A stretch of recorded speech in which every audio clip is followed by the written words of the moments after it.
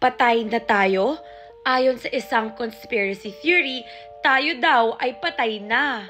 So ano tong buhay na binubuhay natin? Ayon sa theory, napatay na daw tayo. Itong ini-experience natin is just a replay or nire-relive natin ang dating buhay natin. Una, ayon sa research, 7 minutes bago tayo mamatay, grabe ang ating brain activity na we will relive and replay our life na parang panaginip siya. So what if right now, hindi tayo buhay? Now, we are in our last 7 minutes ng ating buhay at nire-relive at nire-replay lang natin ang ating nakaraang buhay. Feel lang natin ang haba-haba ng buhay natin pero 7 minutes lang pala ito. Baka kaya meron tayong deja vu or kutob or gut feeling. Kaya feel natin na, uy, parang nangyari na ito.